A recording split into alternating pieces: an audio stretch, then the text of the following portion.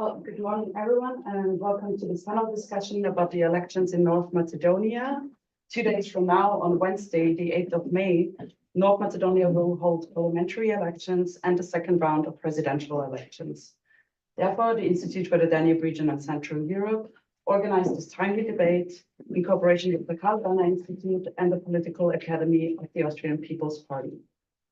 My name is Melanie Jaindl. I am a research associate at the IDM, and I have the pleasure to moderate the following event. I also want to welcome our experts from the region, which I will introduce in short time. We have a lot to unpack, and therefore I would say let's get right into it. And I would like to invite Sebastian Schäffer, the director of the IDM, to come here to open with his welcome address.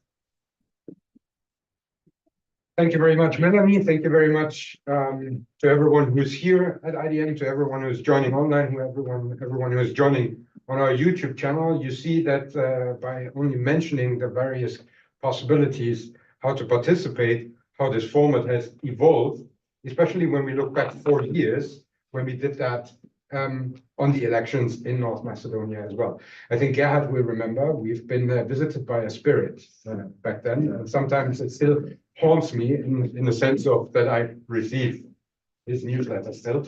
That was a very interesting debate. Find it on YouTube, have a look at it, and compare to what is happening today. What I'm trying to say with this is that we have a very long-standing tradition of this event on the parliamentary elections in the target region of the IDM, and I'm very grateful that we have this cooperation with the Karl-Renner-Institut, with Gerhard Machel, with the Political Academy of the Austrian People's Party, with Matthias Weiss, and this is a format that by now, with all the changes that happened over time, has the possibility that we revisit the recorded debates that we had on countries, because we've started that 4 years ago.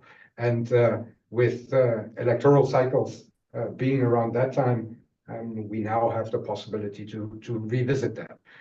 No pressure. I'm sure that's going to be very different and very interesting today. I'm very much looking forward to this discussion. I'm very grateful that we have such a wonderful panel here with experts that are connected also in other capacities with the IDM.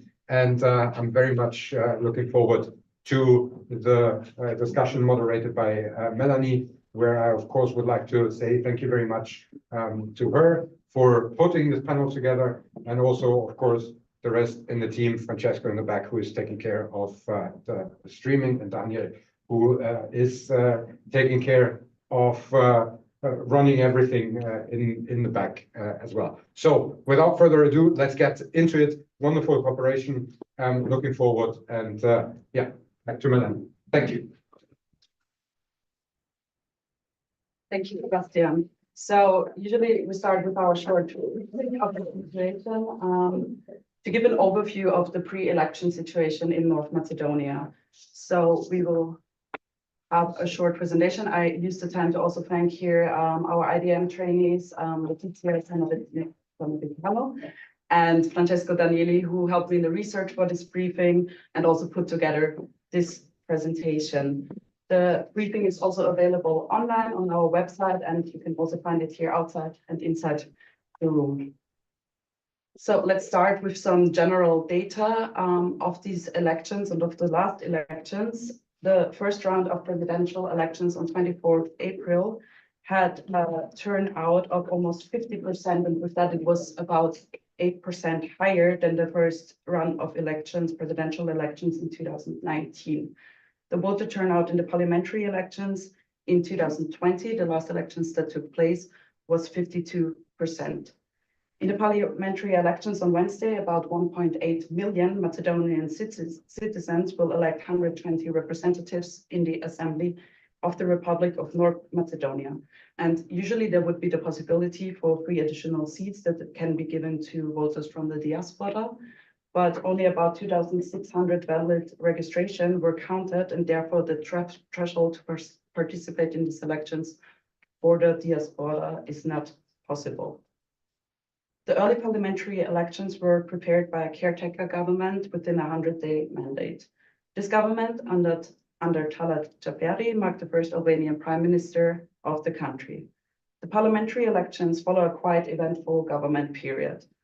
After the elections in 2020, the Social Democratic Union of Macedonia, short SDSM, the Basel Movement of the Democratic Union for Integration, and the Alliance for Albanians and Alternativa formed the government under Prime Minister Zoran Zaev.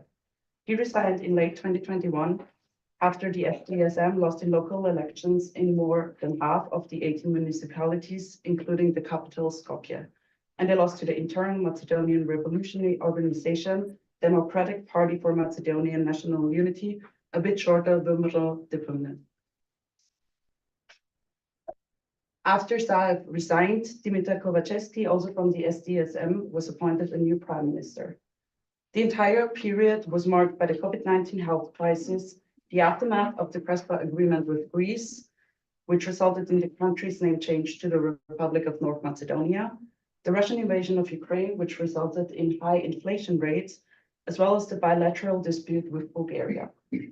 The neighboring country, Bulgaria, agreed not to veto North Macedonia's path towards EU accession on the condition that the community of Bulgarians is enshrined into the North Macedonia constitution.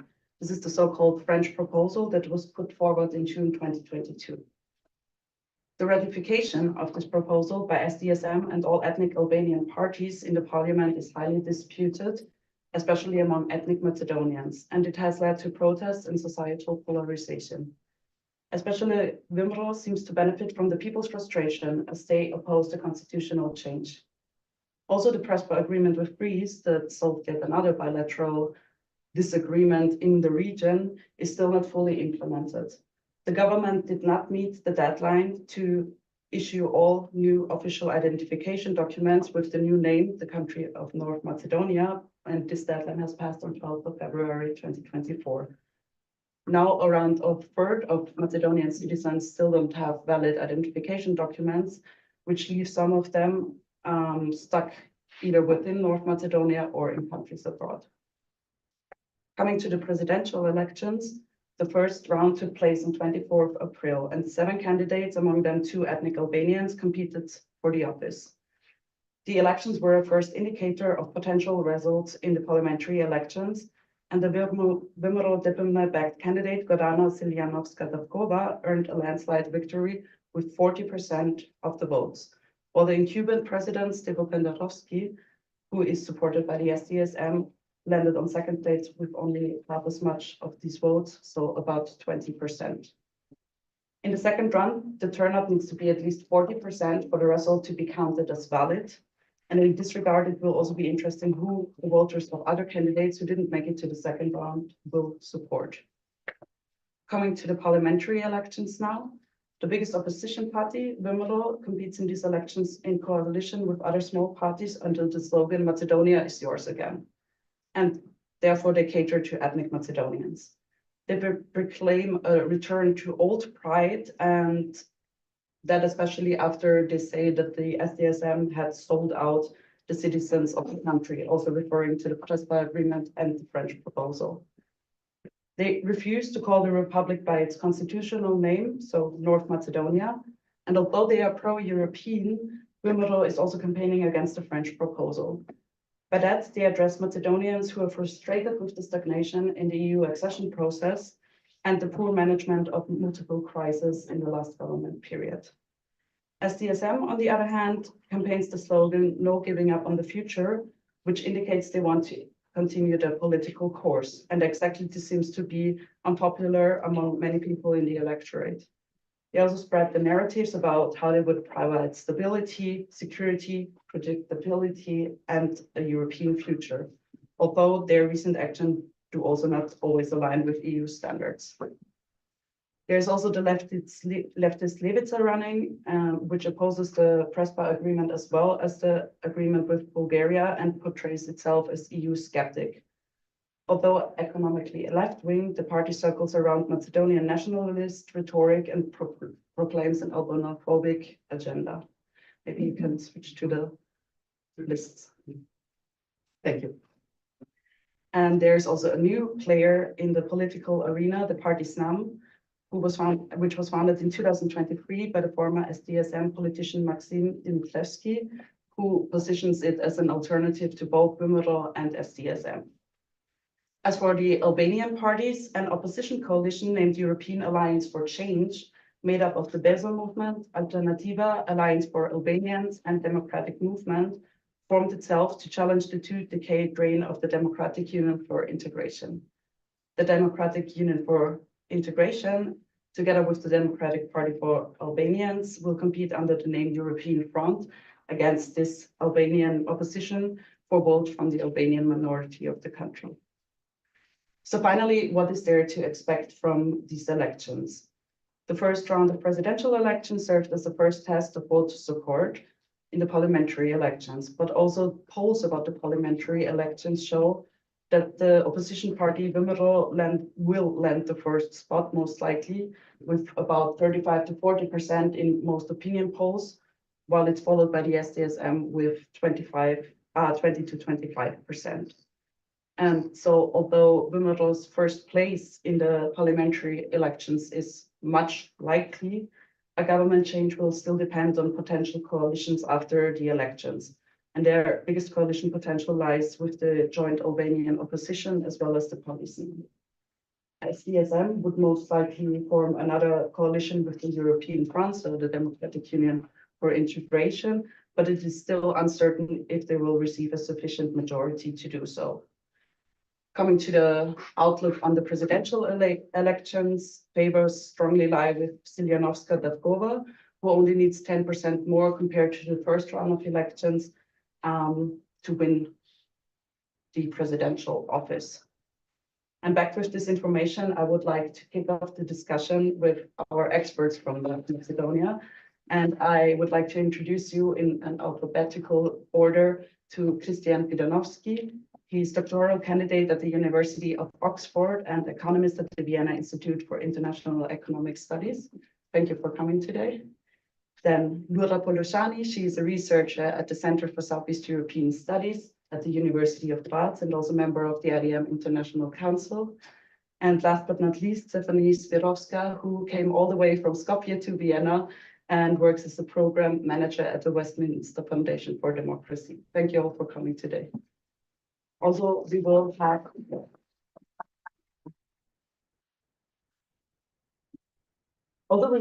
a chance for audience questions later on, and also people who joined us online can post their question already during the discussion in the chat. Please also indicate who you would like to address with your questions. And I would like to start with the presidential elections and address a question to you, Kristijan, and ask, have any candidates who did not make it in the first run of the presidential elections publicly voiced their support for any of the candidates still in the race? And if yes, for what reason? Yes, thank you, Melanie, first of all, for this excellent overview, but also the publication. I think it's quite informative. It gives a really good taste of what has been happening in North Macedonia recently. I'll talk more probably a little later in our discussion about the overall context of the election and how it fits into kind of broader long-term political trends, perhaps, in the country.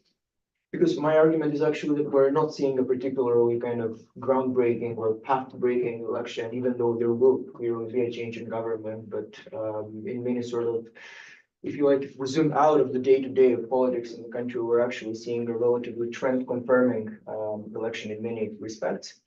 But in terms of your specific question, as always, it's kind of ambiguous in Macedonian politics. Politicians try to keep their cards close to their chest, but we have seen a somewhat indicative statement by Maxim Dimitrievski, the leader of the new party, ZNAM, which I believe you mentioned earlier. He had a relatively good showing, probably even overperformed some of the opinion polls prior to the first round. And he definitely performed much better than the candidate of the Levica party. And the assumption was that they were more or less competing for the same votes, kind of anti-establishment, anti-government, definitely, but also quite right-wing from a sort of a cultural perspective, very nationalist, even though, as you also pointed out in the brief, Znam is still kind of ambiguous. They have tried to position themselves on many different issues. So Maxim Dmitrievsky hinted that he will personally cast his vote for Sianovska-Davkova in the second round because he ruled out supporting Pendarovsky. And he also ruled out collaborating with the current leadership of the SDSM party. He actually called somewhat pretentiously, if you like, for the party leadership to resign if they want to ever collaborate with Znam. And he also apologized for supporting Pendarovsky at the previous election in 2019. So even though he didn't explicitly call on his kind of voters to support Sianovska-Davkova, I think it's pretty clear where he currently stands. It's a little bit more complicated with Levica, because the candidate Biljana Vangovska has been in a very open feud with Sianovska-Davkova. And it's been somewhat, strange to be seeing this on social media, probably very unprofessional, if you like. But in any case, it seems like the party won't be, and the party leader Dimitar Apasiev has also reiterated this. It seems that they won't be publicly supporting Sianovska-Davkova, even though they did so for the previous election in 2019, but in terms of the profile of these candidates, they have many commonalities, especially regarding the most prominent issue on the Bulgarian dispute. So many of these voters might independently decide to support Sianovska-Davkova in the second round, regardless of what their actual candidates are telling them, so to speak. And there is some assumption, which I personally wouldn't place a lot of faith in, that some of Maxim Dmitrievsky's voters might nonetheless support the Social Democrats, because Maxim Dmitrievsky comes from this party originally. But given the current situation, I wouldn't, again, give much weight to that assumption. So it looks very good currently for the opposition candidate ahead of the second round. And Znam has also positioned it as an alternative. So were they in the presidential race also successful in attracting previous non-voters? Or do you think they will be in the parliamentary elections to do so? Yes, so I mean, we're seeing a higher turnout, as you correctly pointed out, compared to the previous presidential election, and very similar even to the last parliamentary election, even though, of course, turnout in presidential elections is usually lower. And you could argue that Znam will be boosted by their performance in terms of people seeing that this is now a viable option that they can vote for. It's not just a couple of MPs in the parliament, but actually they might play an important role in the next sort of parliamentary grouping. But they have clearly attracted, as I mentioned earlier, a lot of the anti-establishment vote, and this is something that Levica was doing more successfully. Previously, people were assuming, and some of the opinion polls were confirming that Levica would have a strong growth compared to the previous election, and they are also on an upward trend. But it seems that Dmitrievsky has been doing this more successfully. There are some differences between the parties, and I'm not sure how much detail you'd like me to go into, but I'll just mention this briefly.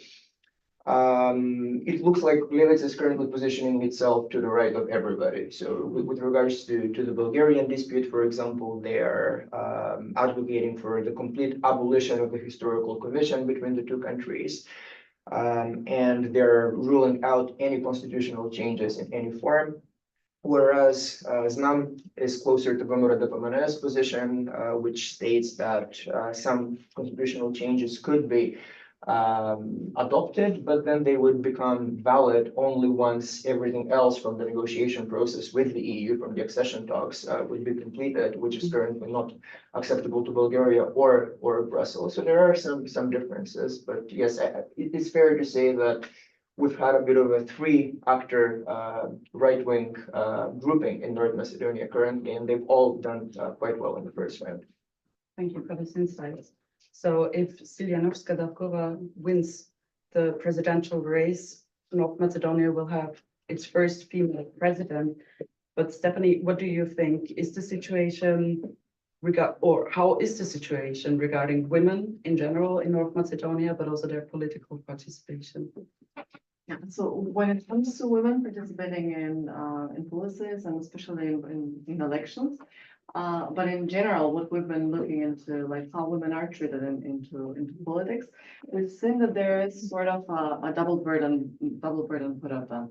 And recently we've organized a conference with representatives from all of the political parties, especially from the women from the political parties and the people in the higher roles, let's say, in the political parties, who have been discussing that women are within the political structures, women are within the parliament, but when it comes to the majority positions, in the higher positions, in the decision-making processes, then it's a real challenge for them. And the pledges that the political parties have made recently was that they will more effectively include women, both in the decision-making processes, but also in the policy creating processes and in the way to create the process to be sensible to both sides, but also not only to use women as decoration in the process, or so to say, just to fulfill criteria and tick boxes, but to be really effective in their inclusion. So in general, that would be, I couldn't tell more about what could, yeah.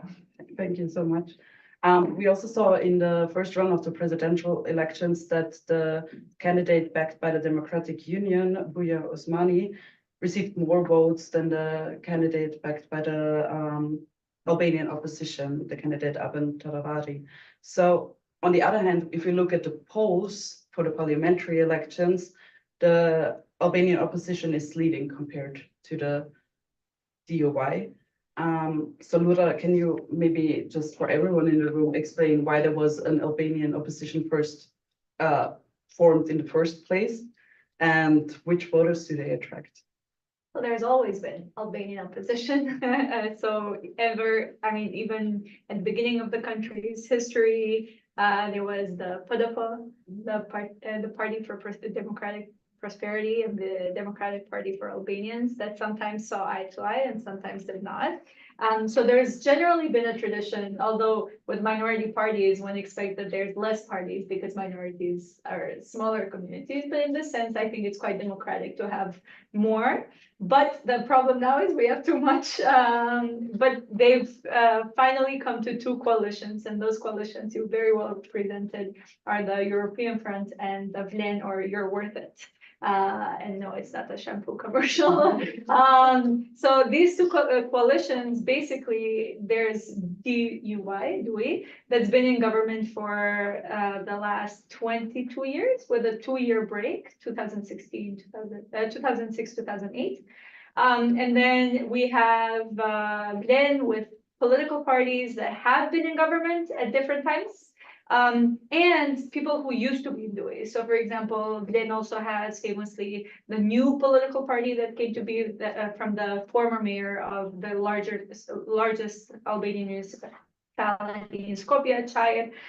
So basically, although it seems new, it's not new. So it's very old players that have been around for ages, and their whole spiel is basically, let's take DUI out of government, which is very uninspiring as far as messages go, because although it would be very good to see DUI in opposition after so long, just saying you're anti-DUI is not good enough. And of course, this is in a way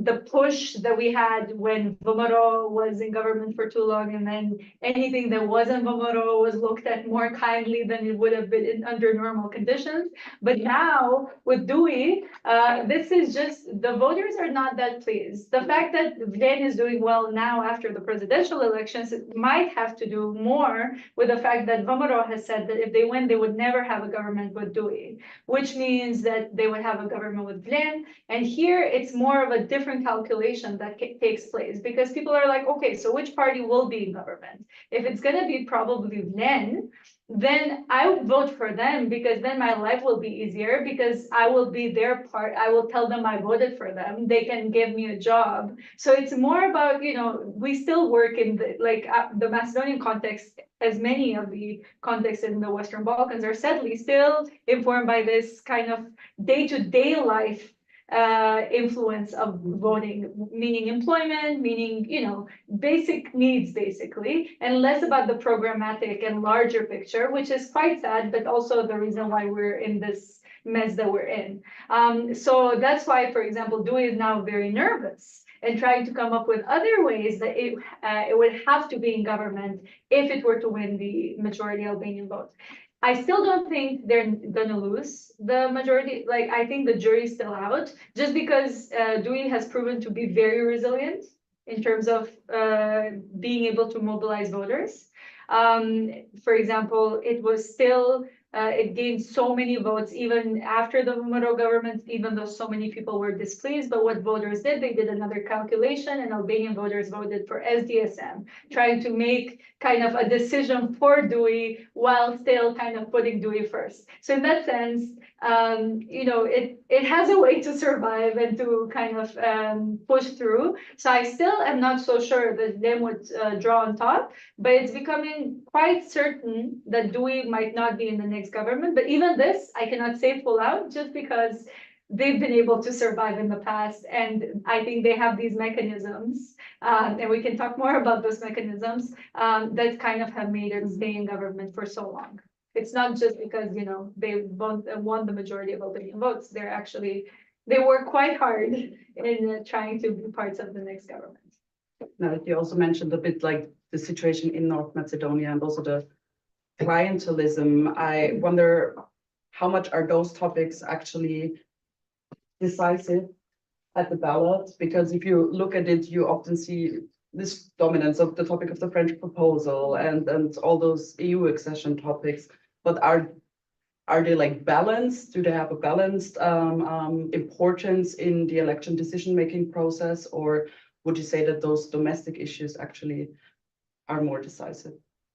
Well, I think they're tied together because, for example, the French proposal and the Bulgarian veto, although it has this international bilateral kind of aspect to it, it has very real repercussions at home. We were blocked for so long because of this veto. We were blocked in terms of getting closer to the EU, but also in terms of really affecting pro-EU sentiments in the country. And this also means pro-reform sentiments in the country, because while many people would accept these very expensive and very arduous reforms because we were getting in the European Union, the more the European Union started becoming a hazy future, the less these reforms are actually worth it in the short run, right? So in that sense, all that is seemingly going on internationally affects people domestically very much. Not to mention the fact that, you know, ever since the Prespa agreement, there's been a lot of polarization. And you can say even before that, with the elections of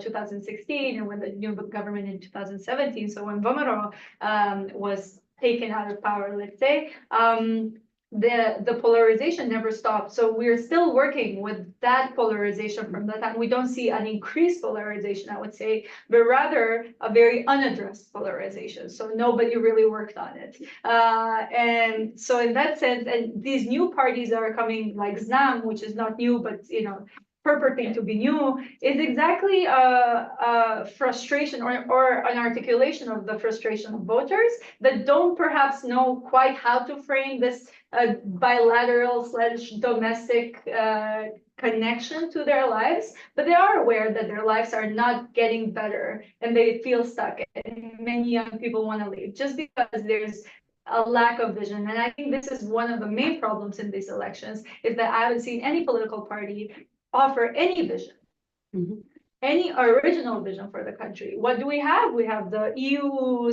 kind of strong men, like the European Front and SDSM. They say we're going to be true to Europe, and I don't know what this means.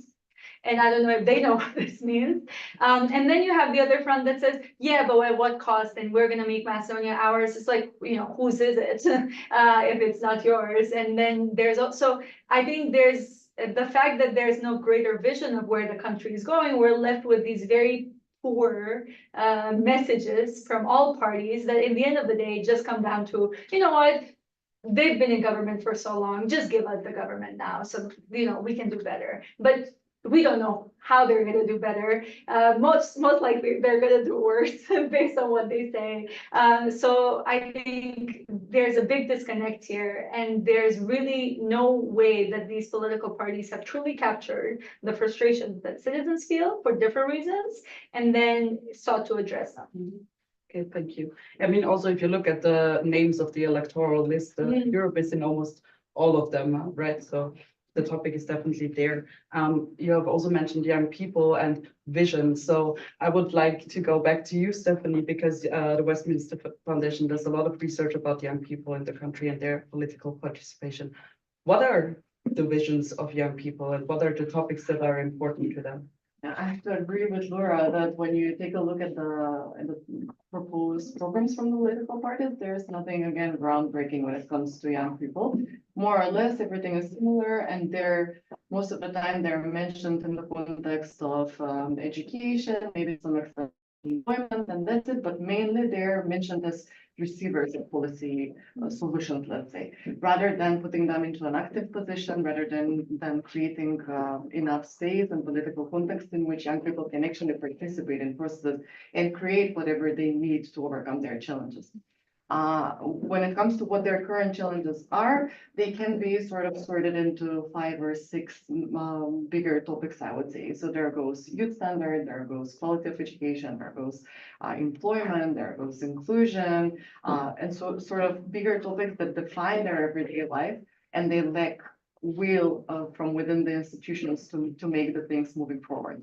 It was 2018 when we got the first law on youth participation and youth policies, which defines a way in which young people can be represented and participate in policy creation processes, and which defines sort of a mechanism or creates a space for further creation of a mechanism that would allow young people to participate both on local and national level. And if you take a look in how that law has been implemented so far and what the political parties are saying from now on for that law, it's basically non-existent. So we have it on paper. There are certain organizations that work on that. There are certain actors in the society that are taking that into consideration while they're creating their work plan and whatever. But when we put it into a bigger picture, or when we zoom out, we see that although we have that good creative mechanism, we don't really use it, and young people don't really have a say in what the institutions at the end of the day are working.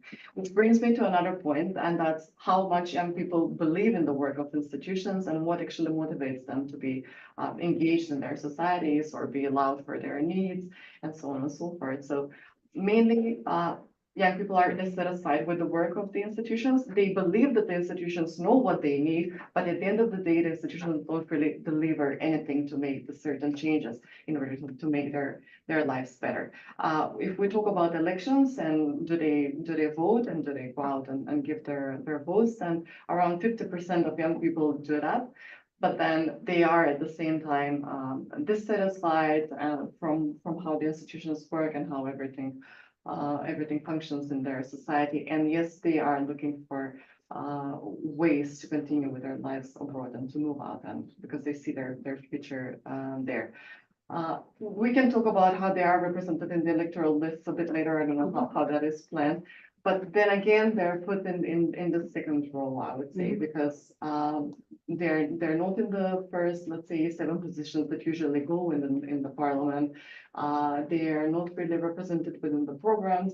And I know that there has been a significant improvement of how the political parties' youth wings work, because I had a chance to work with them, but they're also really open for cooperation with the youth organizations, and they sort of sign declarations with them, they discuss, they brainstorm, but the question is how much the main parties evaluate or how much do they include what the political party youth branches are suggesting in the final political party programs. So young people are sort of floating here and there, and there are mechanisms that exist, but at the end of the day, how much of that goes into final equation? It's a question that usually disappoints young people, I would say. You just mentioned that a lot of young people also go abroad, which brings me back to the voters, or in this case, the non-voters of the diaspora, because we heard that the turnout in the presidential elections in the first round has risen in comparison to the last elections. But on the other side, the diaspora voters have failed to reach the threshold of only 5,300 valid registrations to participate in the parliamentary elections. And maybe, Kristijan, do you know why there is such a low interest of the diaspora to participate in these elections?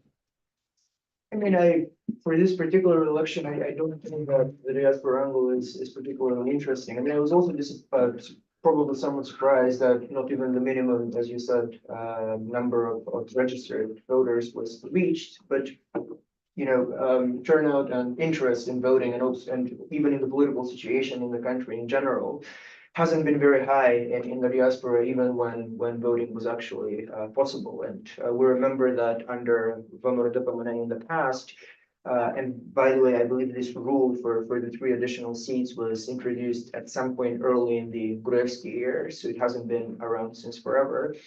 But yeah, back then, the party was always getting sort of 3 additional seats almost by default, because we know that diaspora voters are usually more conservative. And then with big changes through the electoral rules in 2016, with the sort of infamous Politische agreement, we had this condition, like only if you get a certain number of first registered voters, but then even among those voters, you would need a comparable number of actual voters to the ones in the country for these seats to actually be awarded to one of the parties. So yeah, the diaspora doesn't play a huge role in Macedonian politics anymore. But in terms of the turnout, more generally, I think we're going to see a slightly higher turnout than in the parliamentary vote, which, as I mentioned earlier, is normal. You would expect parliamentary elections to attract more voters, but especially in the current situation. So if we saw 50% for the presidential ones, maybe we'll get something in the high 50s for the parliamentary vote. And then, of course, the big question, and I presume we'll get to that later, is to what extent will that turnout be mirrored in the actual presidential vote? Because of course you can, cast only one of the ballots, and then people who are worried that we might not reach the threshold for the second round of the presidential election, because if turnout is lower than 40%, whatever the result, the elections won't be valid. And of course, currently it looks like that's the only scenario in which Fidanovska-Davkova, WIIW's candidate, won't be elected president. So only if the turnout is not reached, because it looks like the minimum turnout, because it looks like there is no way that Fidanovski will be able to make up such a big deficit. So now the only kind of concern is the turnout, but even for that to be a factor, we would have to see about a third, if I'm right, that turnout will be in the high 50s, we'll have to see about a third of all voters not casting the presidential ballot and only casting the parliamentary ballot, which I also think would be quite unlikely. So we'll probably see a successful presidential election at a reasonably high turnout by Macedonian standards, which will also then give more legitimacy both to the presidential and the parliamentary vote. Yeah, I just wanted to say that just because the diaspora is not registered abroad doesn't mean that they don't vote, as we still have lots of diaspora who go back home and vote. And this is very common and has been common practice for very long, especially among the Albanian community. This is that, for example, and that's how VMRO was always able to get those 3 seats, because the Albanians generally would vote domestically. So they would go back, whoever still has the dual nationality or still has the Macedonian documents, they go back. Like if I wanted to vote, I go back and vote. I don't vote from here just out of practice in that sense. I know it's stupid, not stupid. I have it in that sense. But I think it's also to do with how political parties mobilize their voters and how they mobilize and for the Albanian community, it's usually been expected, or the mobilization has usually been come home and vote in that sense. So I wouldn't say that the diaspora is not present, but it's present in other ways that, we still don't know, in the sense that we'll see with the voter turnout for the parliamentary elections, but, just as a caveat to the diaspora question. But have you heard any obstacles to that now due to invalid documents? Well, they should allow even the documents with funds without, for elections, they allow those. But to go back to North Macedonia? But for example, they have German, for example. I mean, no, because that doesn't have dual nationality, but they could have a permanent residence in that sense, so they travel with other documents, maybe. I mean, I don't know, because it hasn't been a problem that I've seen, but I would imagine there's also people who cannot go back, or maybe there's people who go back to get a passport. Yes, like go kill 2 birds with one stone kind of thing. Yeah.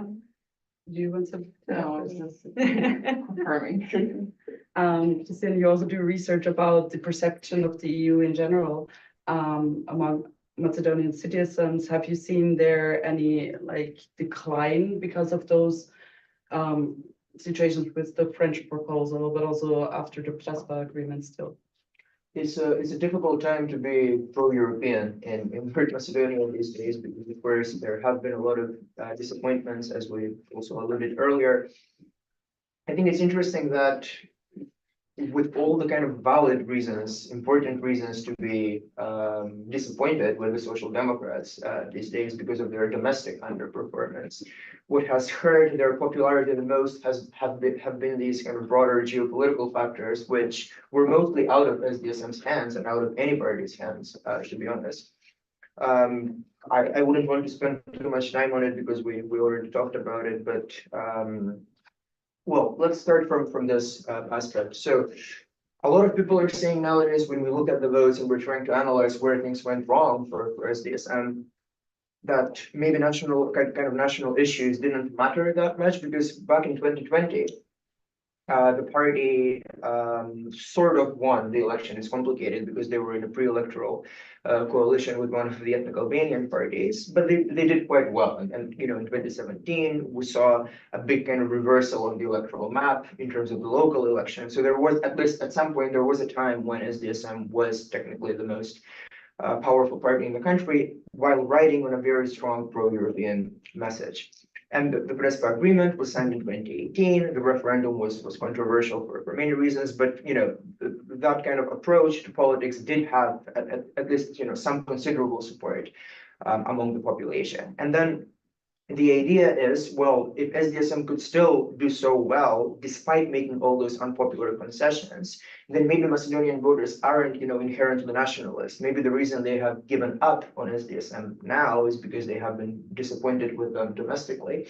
But I don't really buy that explanation because a lot of the disappointment or frustration with the party related to the Prespa agreement manifested itself much later because people were maybe ready, some people were ready to accept what they saw as a kind of painful, you know, identitarian compromise because they thought that the EU prospect was viable. And, you know, there was a series of disappointments afterwards, first with the French opposition. Now we're talking about the French proposal regarding Bulgaria, and people might assume that France is actually very much in favor of our accession. But of course, we had a problem with Paris as well.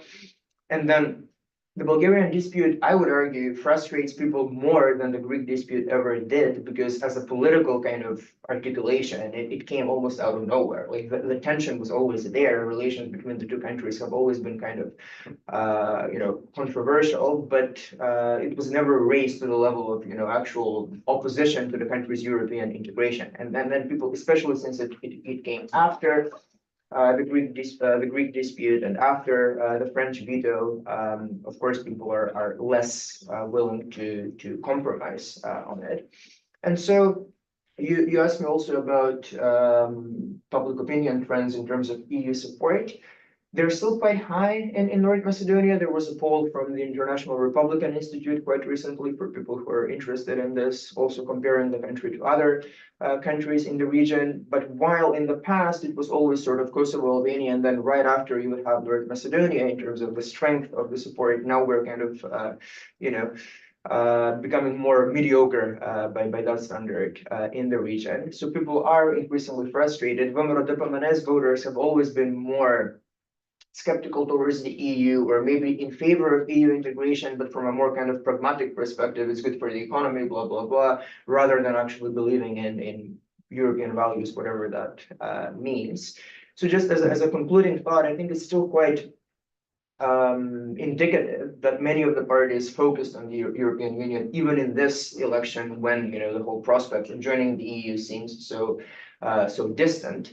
I would here criticize SDSM also in terms of performing identity politics from the left, so to speak, because we've been, accusing, and Lura also kind of alluded to this earlier, but we've been accusing, the right-wing parties of identity politics through nationalism. But SDSM, with this whole "we are Europe" narrative and the whole EU process will collapse if we're voted out of power, has also kind of, tried unsuccessfully to monopolize the pro-EU sentiment. So, when people start associating European integration with politicians that they're not happy with, of course, EU support will suffer. But I think most Macedonians, regardless of ethnicity, are still pro-European. So maybe if the cards are right, the European idea will survive in North Macedonia. Before I open the floor to questions from the audience, is there anything any one of you wants to add to the topics we have discussed so far?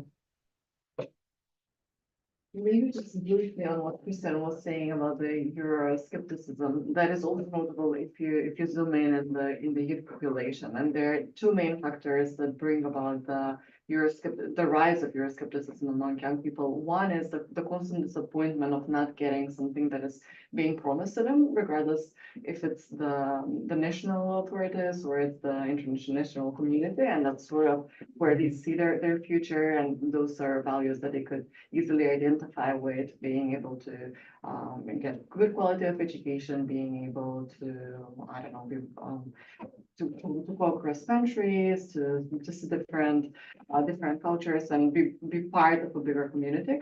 So that's one part, the unfulfilled promise. And the other part is the unrealistic expectations they have.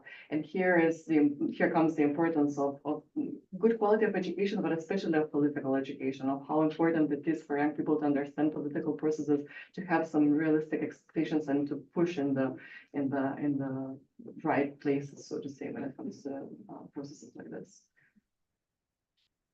Thank you. So please, if you have any questions online, post them in the chat. And for the moment, are there any questions in the room? Yes, please. My name is Günther Bellinger. My question would be, what are the most pro-European elements in Macedonia? And what exactly are we doing as European Union to support their victory? And what exactly are the European political party families doing to support their affiliated parties to stay on the European course and also to support them and also to manage a coalition which is then pro-European to be formed? Who wants to take up this question? It's a very spicy question. Well, in terms of who are the factors that are most pro-European, I would say in terms of what we have, SDSM would still be considered one of the most pro-European parties, in the sense that it's still, I don't know, it's a very toxic relationship in a way, in the sense that, for example, SDSM, when they took power, they really took power with the idea of, Vomero has done so much damage, both domestically and internationally, and we're going to fix that. And one of the ways that we're going to fix it is exactly by kind of fixing these relations with the EU institutions, but also other partners. But then what happened is that, that process stagnated. With the Prespa agreement, it was seen like, oh, finally, we're getting somewhere. And thankfully, we did get into NATO, which, taking into consideration the war in Ukraine now, that has really saved some headaches in that sense in terms of security. But the EU has always been the bigger star, let's say, in the sense of the public imagination. And SDSM put all of their chips in this pro-European ride. And it costed dearly. I think one of the reasons people are disappointed is both because of domestic issues, but also because of the cause that so much, like putting all the chips in one plate has brought to the country. And that is mostly to do with the EU playing hot and cold. I don't think the EU has done enough to support these pro-European kind of forces. And I think this is a very serious lesson to draw, particularly when we consider the region. And I think many of us have been advocating for the EU to be more active and to be present precisely because of enabling and empowering pro-EU and basically pro-democratic forces that we're talking about. And then on the Albanian side, although the DUI has the European front, but all of them are very pro-European. So Vlene is also pro-European. But the main problem is, of course, that all of these parties are quite corrupt in their day-to-day dealings, and they have been making all these campaigns about anti-corruption, but it's very hard to believe that they're going to be anti-corruption all of a sudden, because it would mean most of them would, have to quit politics. So in that sense, there's also a very big legitimacy gap.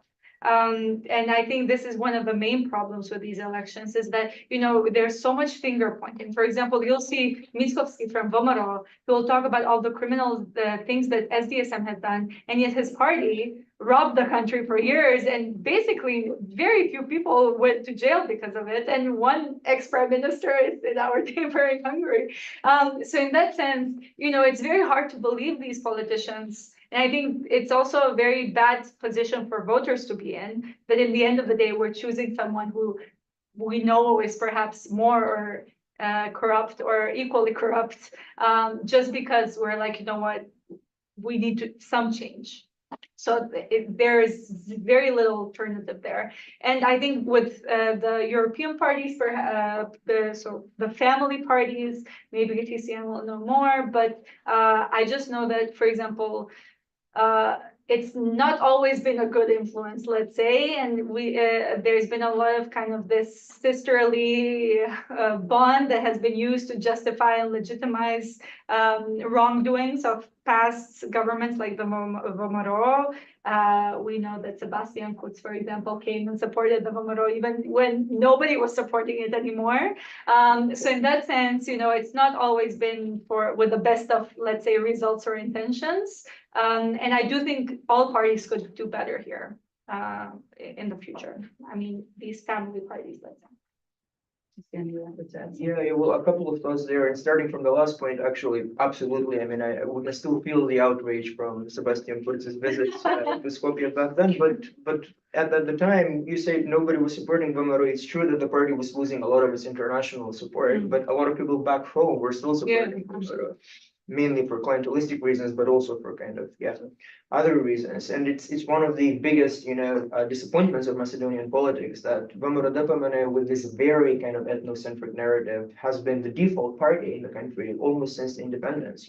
You would really need a lot of swing voters to turn out and support SDSM for SDSM to win an election. And now that these swing voters are disappointed, we're seeing the current results. And even the 2017 election, which we keep, usually going back to as the kind of pivotal election after the whole wiretapping scandal in the country, when the tide switched away from nationalism, not exactly, because even in 2017, Vomero Depamene still got the most votes, but SDSM was able to form a coalition. So nationalism really is kind of a chronic ill in the country.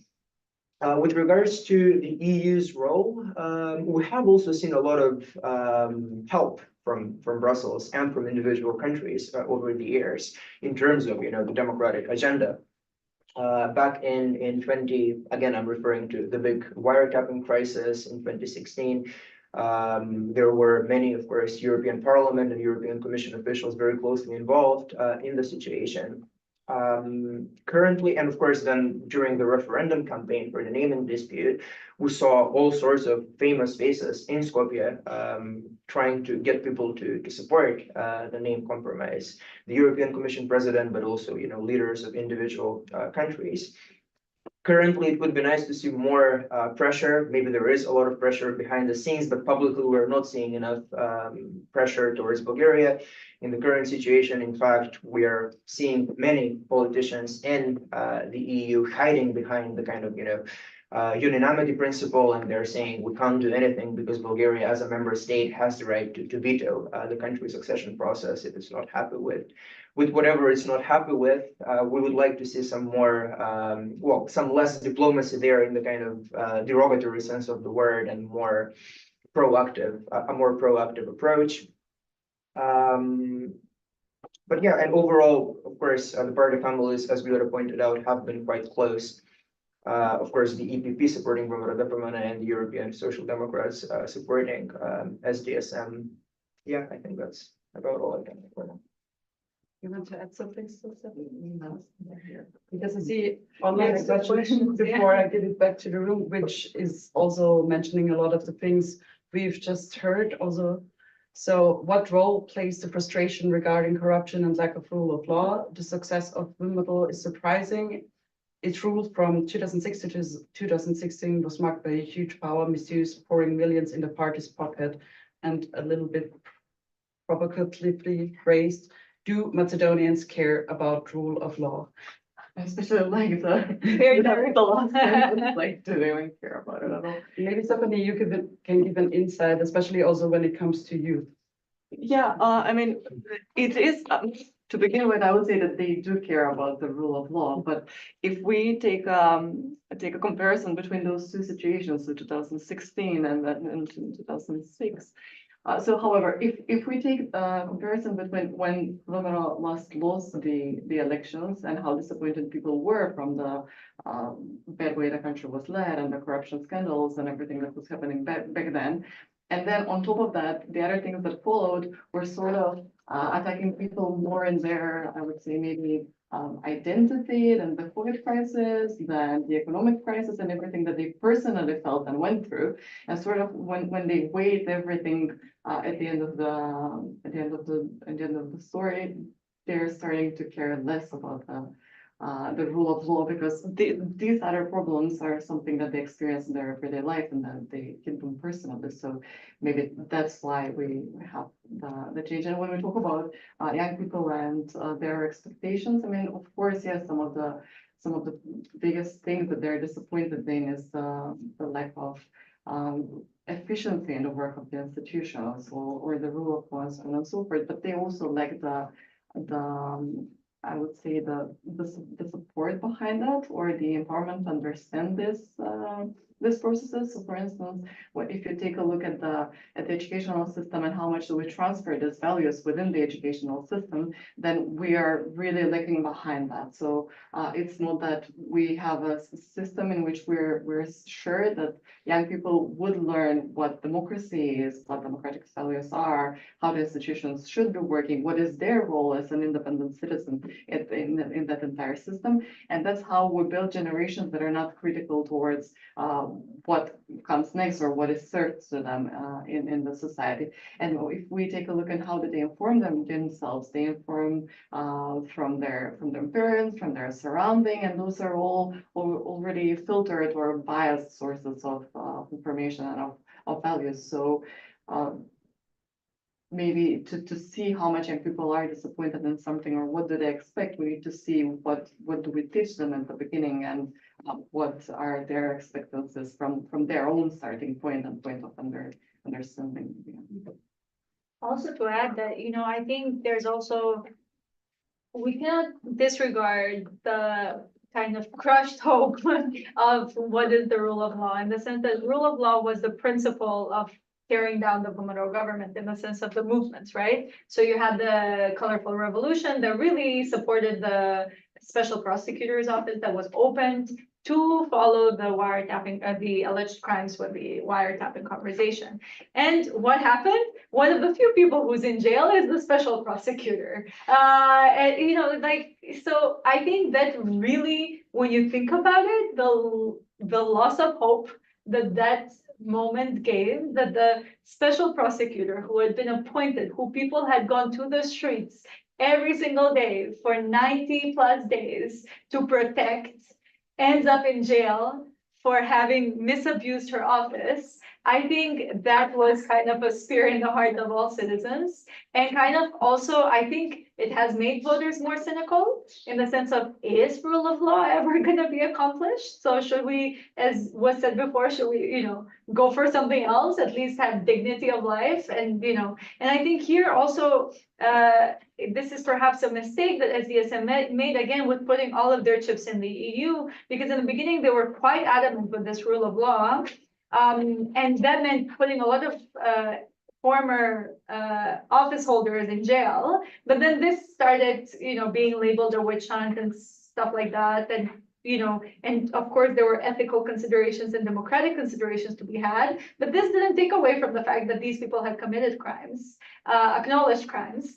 So in that sense, it kind of struck this balance of, okay, it's like, how do we do this, but without it appearing like we're basically wanting to close the opposition party. So there was this huge dilemma, but then this huge dilemma has cost us a very dear price, and that price has been losing basically hope in the justice system. And I think this is one of the biggest kind of shocks that we can see with the SDSM government, where people are really disappointed because that was the one promise everybody wanted to see fulfilled, and then it wasn't. So now it feels like, this kind of unattainable dream, sort of, in that sense. And yeah, I think it's quite sad. So I think people care. I just think they care about their perhaps livelihoods and kind of immediate life more because of this cruel optimism of the rule of law. Yeah, just briefly regarding the VMRO question as well. Well, if the question is, how can people vote for VMRO after everything? A lot of the answer is, well, thanks to Bulgaria, because the current dispute really is making it easier for a party to be nationalist these days in North Macedonia. And even some traditional, SDSM voters and even party members have had to adopt a more nationalist rhetoric. So They haven't had to, well, but yes. they have chosen to. Well, but given public opinion, Nobody forced them to. nobody forced them to. That's correct. But when you look at, especially from 2 years ago, now it might be a little outdated, but I wouldn't expect things to have changed drastically. When the French proposal was sort of accepted and the negotiating framework with the EU was adopted, some public opinion research was indicating very low levels of support for any compromise with Bulgaria, especially among ethnic Macedonians. And yeah, just, on the one hand, when you look at the current structure of the party, you have the party leader who is the director of a national institution, right, under Gruevski. You have many people in the current party leadership of VMRO who were high-profile officials under Gruevski, former finance minister, former foreign affairs minister. These people themselves didn't face any indictments, I don't think, during the wiretapping scandal, but they were still part of this party and they never really publicly denounced the party leadership at the time, and also participated in some very toxic ethno-nationalist narratives when VMRO DPMNE was kind of desperately trying to save itself at the time. So there hasn't been enough reform. But then on the other hand, for example, if Kristijan, the party leader, was here, based on his media appearances these days, I think he would say that, well, there have been a lot of VMRO DPMNE mayors in the country over the last couple of years since the local election, and there haven't been many kind of high-profile corruption scandals associated with them. In fact, the biggest corruption scandals in the country recently have been associated with SDSM and especially DUI. 2 consecutive general secretaries, I think you would call them in English, at least in Macedonian, I don't know. But in the government, both from SDSM, were convicted for abuses of power.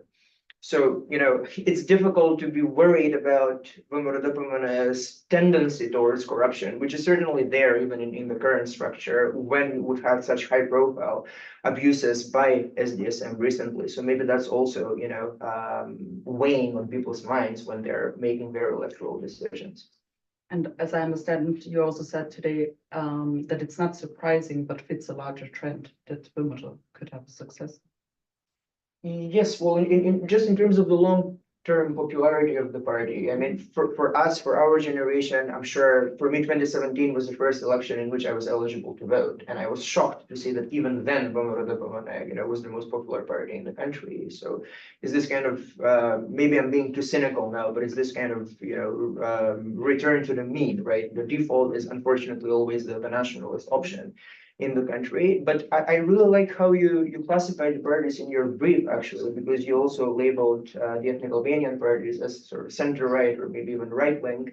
So this election has really been kind of ultimate triumph of nationalism from all sides, because despite all of SDSM's shortcomings, as we pointed out earlier, nominally at least, they are, the most progressive party in the country currently. And now with them doing so poorly, and nationalist parties, at least especially among ethnic Macedonian voters, picking up those votes, it's clear that nationalism is the name of the game right now.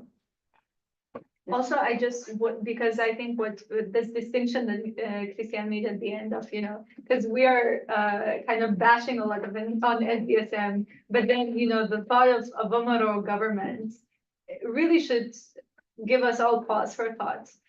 Because there's a reason why there were movements against Vomero, and Vomero hasn't made any indication. As Kristijan said, a lot of these people are still in the party. They've never denounced the practices of the party, and these were scary practices. We're not just talking about the practices, for example, like corruption. And I think Ambassador Steinacker, that's why she's worried about the return to Vomero.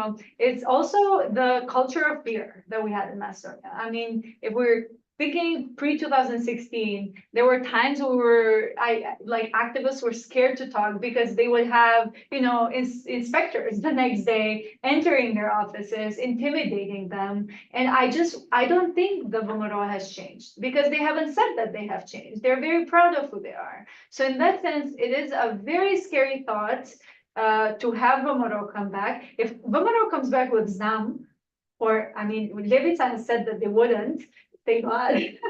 But it really, when you think about it, what will the next 4 years of North Macedonia look like with this government that still hasn't said that what it did in the past was wrong and hasn't reformed in any way is truly cause for concern. Because I think I don't live in Macedonia anymore, but had I think I would have been very kind of feeling unsure footing.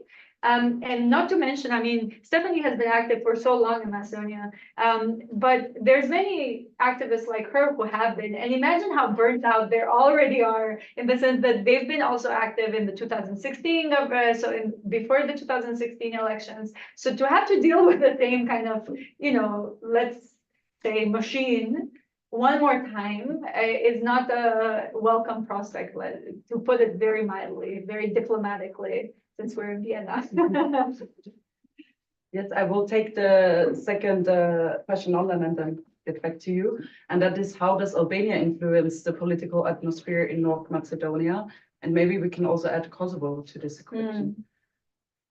Anyone who wants to take it? Shall we take 2 questions and then Yeah, answer? of course. Since we talk so much. The question is about foreign policy and what we can expect from a Vomero-led government now after the elections, if they will win. The question is, you remember in 2006, there was the first thing, a big provocation against Greece, and basically the Macedonian EU prospect was frozen for a decade. And can we expect similar things towards Bulgaria? And the question as well about Ukraine policy, because Macedonia was now very good ally of Ukraine and has delivered weapons, and will this pro-Ukrainian policy be sustained in the future? Well, on the Albania question and Kosovo question, I do think there's people who are scared that there's a bigger influence, but really I would say that there is not a big influence of Albania or Kosovo for the Albanian, let's say, voters. I think the Macedonian voters fear whenever Albania comes because they think there's a bigger connection there, but generally not really. Because first, the parties that we have in North Macedonia that are Albanian have their local legitimacy more than a legitimacy elsewhere. With Kosovo, we see that Vetvendosi now has a Vetvendosi in Macedonia, and that's part of the VLEN coalition. But really, Vetvendosi hasn't done well in Albania. It's only done well in Kosovo because it's so ingrained in the Kosovo context, and it doesn't do well anywhere else. The fact that it coalitions with VLEN really doesn't speak well for the Vetvendosi ideology, let's say, because it's in cahoots with establishment, anti-establishment. It's a very weird mix, VLEN. So in that sense, I don't see a big influence. I don't think there's ever been a big influence, politically speaking. Ali Ahmeti, the leader of DUI, now became honorary citizen of Tirana. There was a huge ceremony and people were like, oh, this, that. But it's not like the mayor of Tirana is very popular to voters in Macedonia. So it's not like it really changes the electoral results. This is a way to have like a badge of honor of some sort for these leaders. But generally, this doesn't change how these parties act. There was something to say that people were saying that, for example, one of the reasons that Dewey chose Vomero as DSM and not Vomero was also influenced from Albania, but there was so much local pressure already for Dewey to do that it didn't need any extra push. So like it had already been punished enough. It knew it would lose any other elections if it went with Vomero again. So in that sense, it's always, I think, the local context that defines this question and not so much Albania or Kosovo. Not to mention that I think people in Albania and in Kosovo know very little about Albanians in Macedonia. Therefore, there's not very good communication politically or otherwise. And as for foreign policy, that's a very good question. I mean, Davkova has said that she will, if she were to become president, she would keep calling the country Macedonia because that's her belief. I mean, free speech, which is crazy because she would be president. You know, she's not just any person off the street, right? So she can just be like, oh, it's by free speech. I will not call it North Macedonia. But I think this is like, you know, when Mitsotakis was also against the Prespa agreement before, he was elected in Greece and now he's okay with the agreement, right? It's not like he pulled back. So I think the same will be in this case with North Macedonia. I think it will become an accepted kind of, it's there. But with Bulgaria, the question, then it becomes trickier because I do think Vomero is leading on this big wave of we're not going to humiliate us. So there's this huge talk of humiliation, both with Vomero and with Levica. So they're really playing on these emotional strings as well.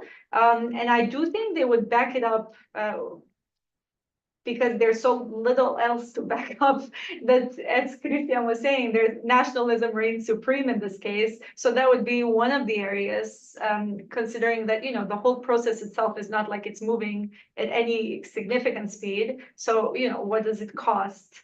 And it costs a lot, but then there's this question from their side, like, you know, that could be like a collateral damage, let's say. And with Ukraine, although I do think there's, you know, although the government supported Ukraine, there was not such a, I mean, there's also people that weren't so much against, there were more against supporting Ukraine. But I do think, politically speaking, that would be a cost that I don't think they would be willing to make, not support Ukraine.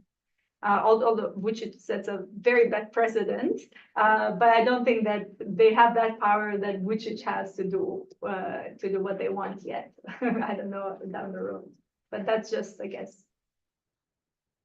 Yes, I mean, a lot to unpack there, but I'll start from what is probably the easiest one, Ukraine. I agree with Lura completely, and also support to Ukraine is coming at a relatively low economic cost for North Macedonia compared to some other countries. So I would expect that to continue.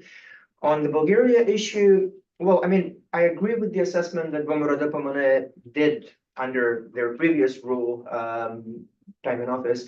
They did at some point give up on the European integration process, but it came quite late actually, and later than we might think from you know, public rhetoric, because we also learned from the wiretapping scandal, one of the many things that we learned was that the party was actually somewhat secretly trying to find a solution to the name issue. So I don't have a very straightforward answer to that, I have to be honest. Generally, Vomero is considered to be the party that always goes with public opinion. So they've never made kind of any unpopular, you know, major decisions, especially kind of concessions on what are perceived as national identity questions. So the so-called Nixon goes to China scenario where, you know, the right-wing party can always compromise because they will never be seen as traitors.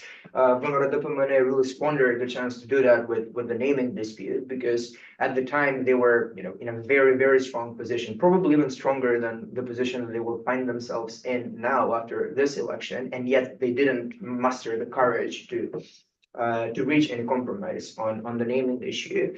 And historically, SDSM has always been the party, even in the 90s, and then ultimately with the 2019 agreement with Greece, which kind of made those, you know, bold moves in terms of moving the process forward.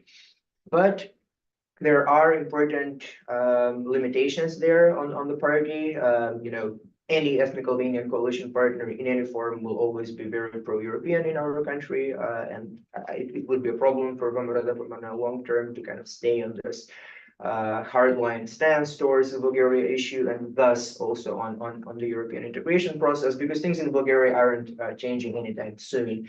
Of course, there is an upcoming election in the country. So when Vomerodopomene are saying, well, we'll renegotiate everything with Sofia, it's not clear who they will be negotiating with, right? But it's, again, it has become quite a mainstream position in Bulgaria these days to be very demanding towards North Macedonia in terms of these constitutional changes, but it's kind of a Pandora's box. And I don't think it's only like an abstract, nationalist fear in North Macedonia. I think given the actions from Bulgaria in recent years, it is reasonable to fear that this might become a never-ending, series of demands that our country will have to face in the upcoming years. So short answer, and it wasn't a short answer, but the short answer will probably be that I don't see any, immediate breakthrough in this regard. But I do think, Vomerodopomene in the past has proven to be a very kind of strategic party in this regard. So I do think they will try to prepare the terrain maybe for some compromise with Bulgaria. If enough time passes, if they're able to say that, well, this is a different compromise that we have been able to negotiate, even though it won't probably be substantively different, then maybe they'll be able to sell it better and they might actually become softer on this issue long term. Thank you. I see we have one more question online, I think. I think it was on inter-ethnic relations. Yeah. So what about the inter-ethnic relations in North Macedonia? What would the comeback of Vomero to power mean in this respect? And I would add one more question from the room, if there is any. Yeah, Gerhard Mache from the Karl-Renner-Institute. What is the economic situation in the country?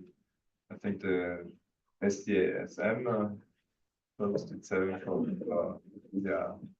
having increased pensions and minimum wages and high growth rates. How do you assess the situation, the economic and socio-economic situation? Maybe Stefani, you want to start. Sebastian. Well, regarding the interethnic relations, there's been interesting changes. One significant change is that DUI has been, the coalition that DUI as the European Front has for the first time other ethnic minority parties like Roma, Turkish, and this is something DUI should have done a long time ago, in the sense that DUI has always held itself as the upholder of the Ohrid Framework Agreement. The Ohrid Framework Agreement is something that is for all ethnic minorities and not just the Albanians. So it would have been very logical for DUI to do this way sooner, but it does it in the time of need. So it's also been a very interesting dynamic because then has criticized it for having lost legitimacy with the Albanian voters, which is such a toxic nationalist thing to say, and therefore does not represent Albanians because it has other communities in its coalition, which speaks very poorly in terms of what the vision of an inter-ethnic Macedonia is. Should then come to power with Vomero, what a beautiful combination then, in the sense of having these very exclusionary nationalist rhetorics. But then there's also like these weird developments, like Mickovski, in one of the speeches, he was telling Albanians, like, Albanians, do not vote for DUI because they steal from you as well. It's like, oh, when did you start caring about us? But like this very interesting kind of note of, because everybody wants DUI out of power, this is something everybody seems to share in. But this is what also was the rhetoric in the last elections and DUI won, because it kind of helps boost its power when other people, especially when ethnic Macedonian parties don't like it. That means, if you're pissing the right people off, then you're good to go, which is, again, speaks to the fraught ethnic relations that we have, especially in terms of political relations. Whereas in terms of what a Vomero government in this respect would mean, I really would not, cannot say until after the elections, because if it were, for example, if DUI was to get majority, and then Vomero chooses VLEN, which it can, even though DUI says it can't do that, then I think DUI would make for a very fierce and troublesome opposition. So it's not going to be easy riding. So I do think there's going to be tension, but I think this is more going to be in the political tension world not so much perhaps translated. And this is not to say that all ethnic issues have been resolved in the social and cultural sphere of Macedonia. By no means, we're far from it. But politically, I don't think any of the parties, and sadly, none of the ethnic Albanian parties know how to really represent the Albanian and other minority electorates in the country. The fact that they hold on to this nationalism and the same rhetorics for years and years and years, although the situation on the ground changes, I think speaks to that. Whereas for the economy, I'm not an economist. I cannot say very well, but I do think people are there's protests every day almost by one union or another. The doctors are protesting, cultural workers are protesting, the fund for health is protesting. You have all these different sectors that are protesting for better wages and a better life.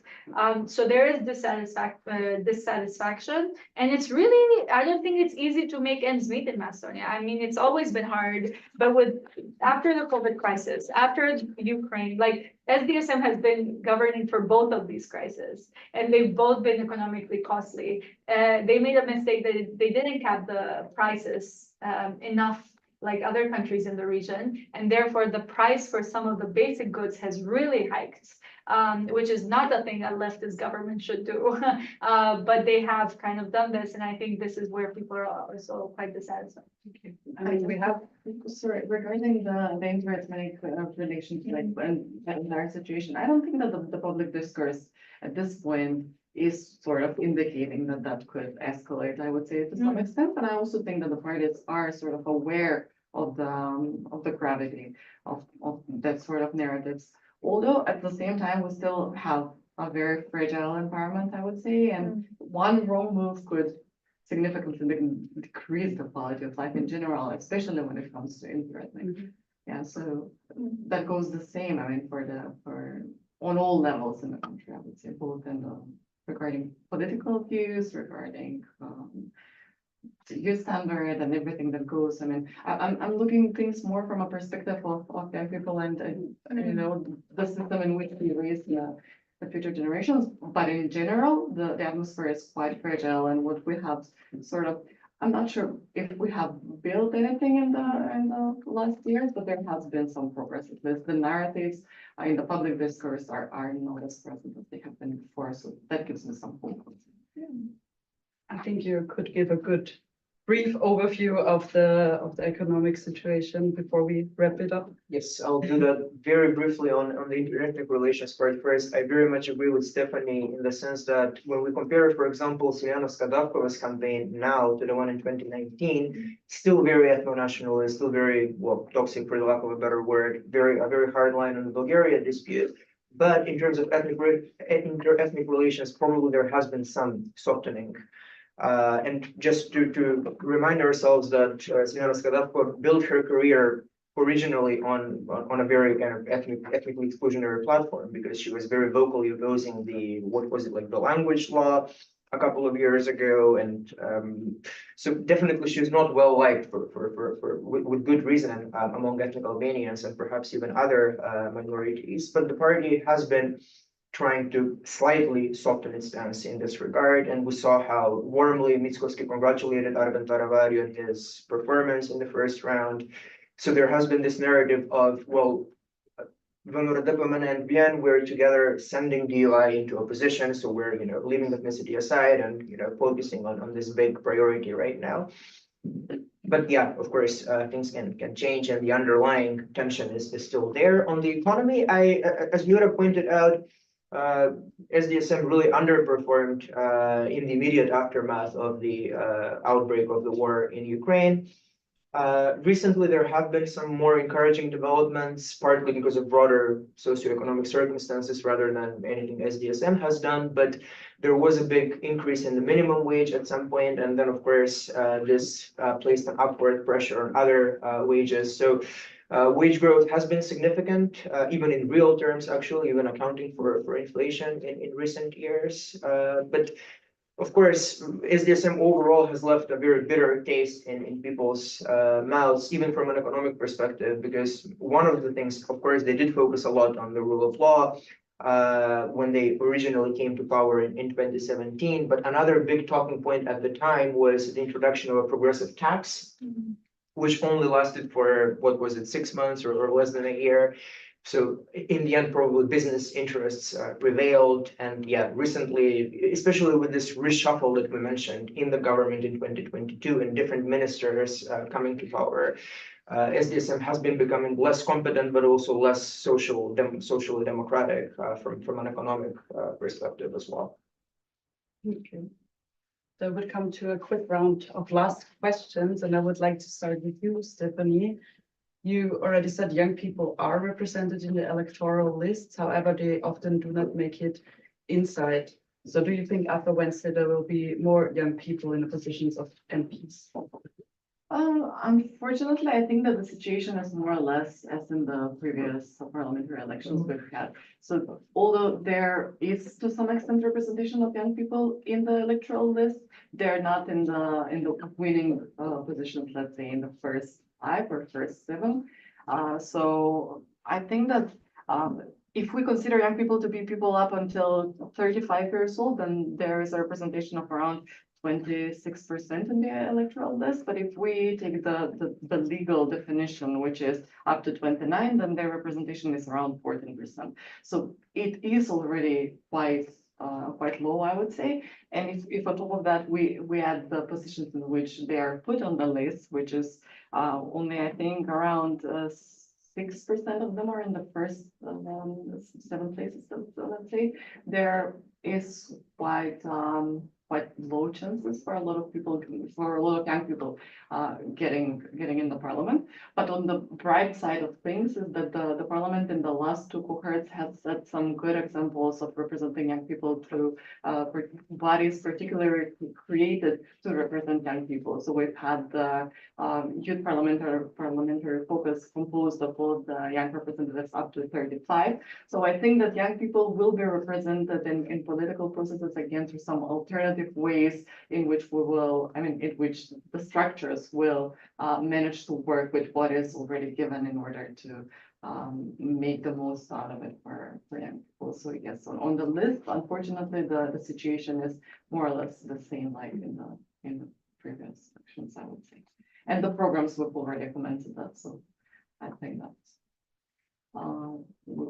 young people will have to be loud, but also the political parties will have to remember all of the promises they've given to young people and all of the declarations they've signed and all of the activities they've done in the recent period, and not just to make a promise that will be unfulfilled, but actually to work with what they have. And Lura and Kristijan, I would like to ask you, what do we have to expect for Wednesday in the following months? Briefly, please. Chaos. No.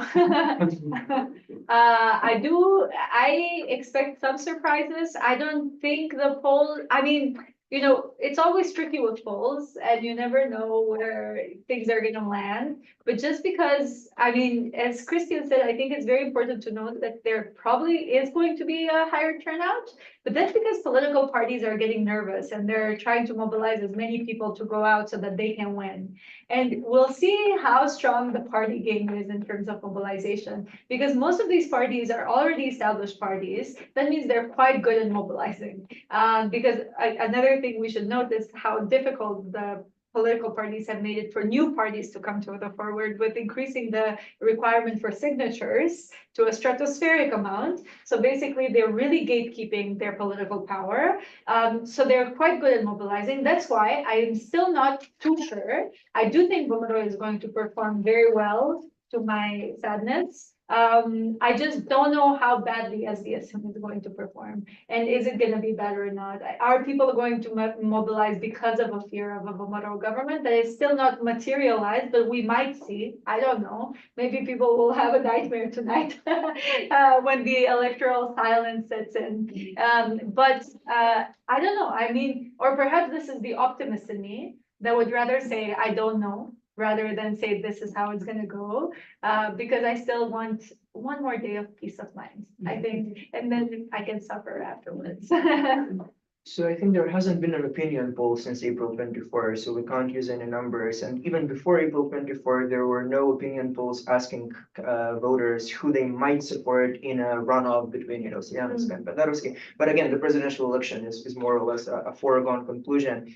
I would expect Znam to perform well. I would expect them to more or less repeat their performance from the first presidential round. Even some, well, word on the street is that even some card-carrying members of SDSM are already switching towards Znam because, again, the party leader stems from this party, so he has some influence over them, and they're hoping maybe if Znam stays in government, well, if Znam joins the WIIW government, then they might be able to keep some of their clientelistic, interest with Znam.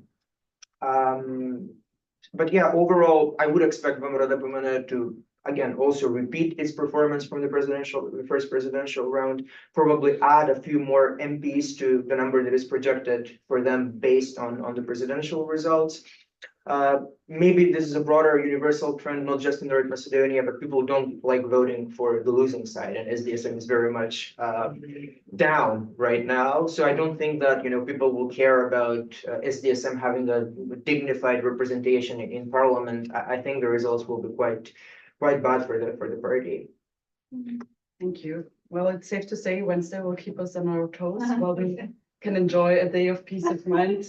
Before that, thank you three for coming today and for sharing your insights. I think it was a really good discussion. We will keep our eyes on North Macedonia. And I also want to thank again Gerhard Matro from the Karl-Renner-Institut and Melanie Jaindl from the Political Academy for the support in organizing this event, as well as the whole IDM team, of course.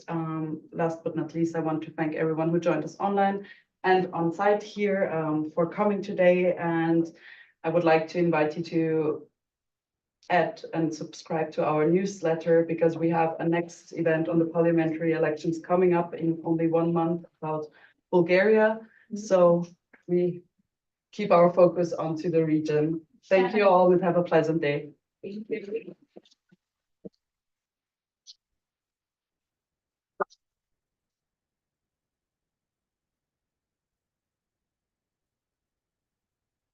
So, Thank you for